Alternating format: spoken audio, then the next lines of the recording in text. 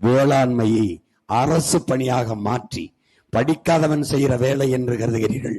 படித்தவன் படிக்காதவன் அனைவரும் செய்கிற வேலை அல்ல அது. நம்ம பண்பாடு, கலாச்சாரம், நம் வாழ்க்கை முறை என்று வேளாண்மை செய்வதை அரசு பணியாக மாற்றி பசி என்ற சொல்லே இல்லாது ஒழித்து அனைவருக்கும் வேலை, படித்தவர் படிக்காதவர் அனைவருக்கும் வேலை, இனி படிக்காதவரே இல்லை என்ற நிலையை உருவாக்குவது எங்களின் அடுத்த வேலை. உங்கள் மகன் அண்டா, மிக்சி, கிரைண்டர், டிவி, ஃப்ரிட்ஜு எந்த இதுவும் இலவசம் தரமாட்டேன். வாக்குக்கு காசு தரமாட்டேன். என்ன செய்வேன்?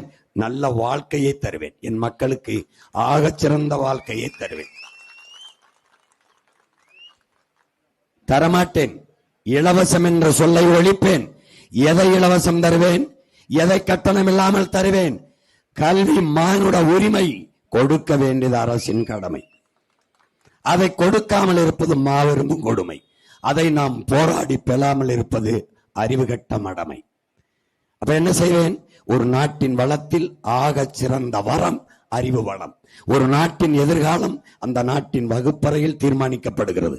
என்னுடைய வகுப்பறை அறிவு கருவறையாக இல்லாமல் வியாபார அறையாக, வர்த்தக அறையாக மாறிவிட்டது.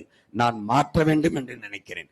ஆகச் சிறந்த கல்வியை, உலகத்தின் தலை சிறந்த நாடு பின்லாந்து கல்வியிலே, 2வது நாடு தென்கொரியா, 3வது ஒரு சின்ன நாடு இந்த திருவண்ணாமலை மாவட்டத்திலே இருக்கிற இந்த மாவட்ட அளவுதான் அந்த நாடு. எது?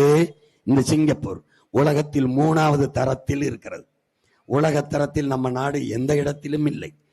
உங்கள் மகன் அந்த தரத்திற்கு பின்லாந்தையும் தாண்டி, தென்கொரியாவையும் தாண்டி, சிங்கப்பூரையும் தாண்டி உலக தரத்திற்கு சரியான, சமமான, தரமான கல்வியை கட்டணமில்லாமல் என் பிள்ளைகளுக்கு கொடுப்பேன்.